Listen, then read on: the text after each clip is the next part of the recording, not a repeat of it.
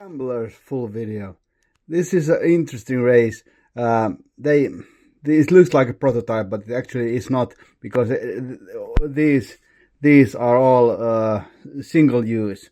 So the gambler is, as you can see, that they gamble stuff.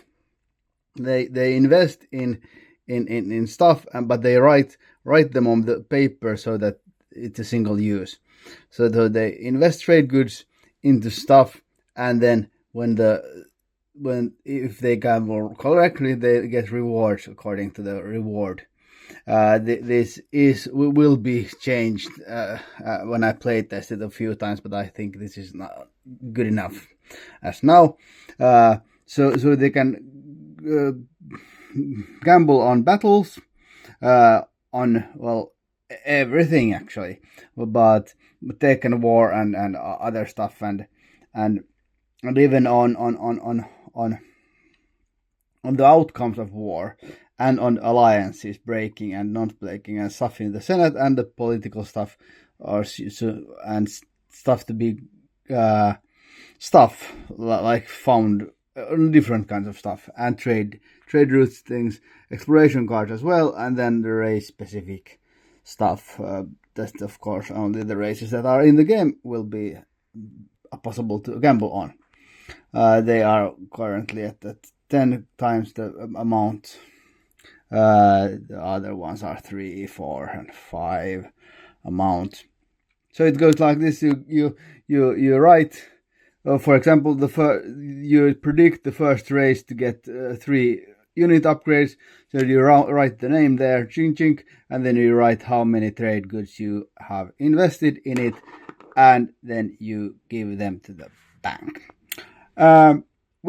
If it happens, you get the reward times 3. Probably this will be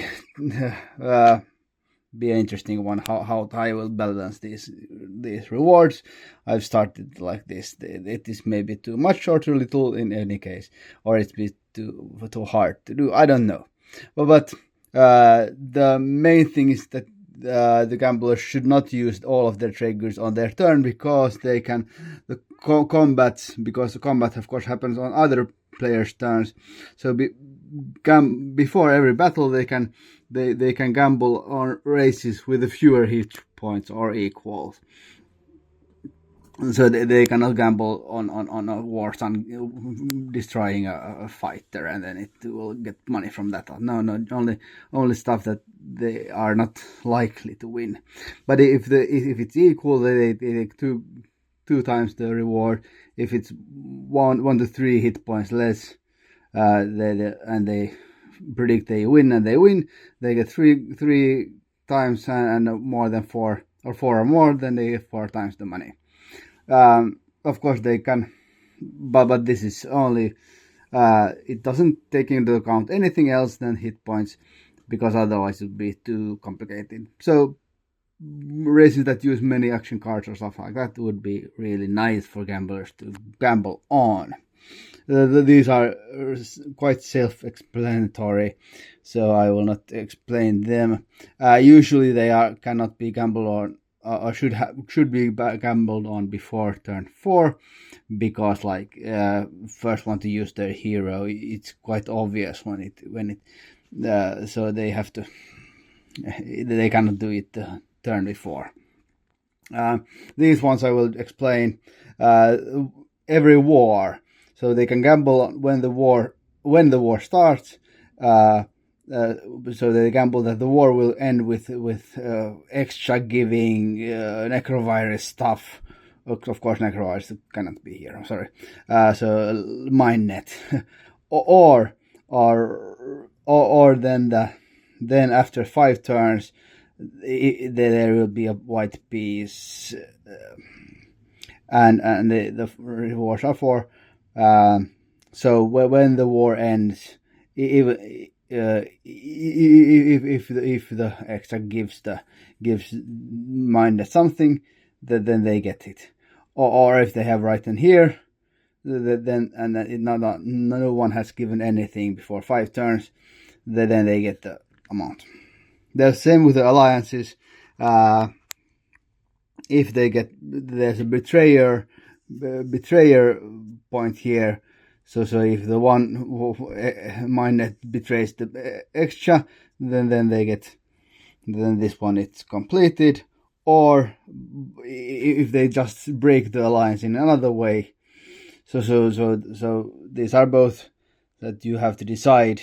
The gambler have to decide: will the alliance hold, and will it be, and if it holds, it will. This is the basics is 5 turns.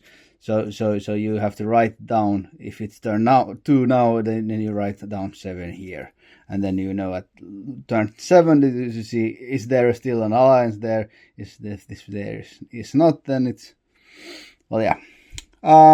The races are explanatory, different kinds of goals that different races have like normally.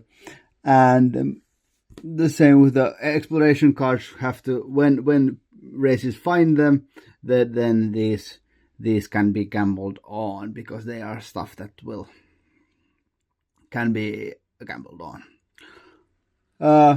And then when the game ends, then I print new ones and probably better ones. Yeah, this feels fun. It's a really different kind of play game. They don't have any text. They don't have any action cards. They don't have anything at all. They are just in for the money, and a nice, easy way to learn different styles of playing, or looking at what is this game all about. Come and join me in Espoo. Bye.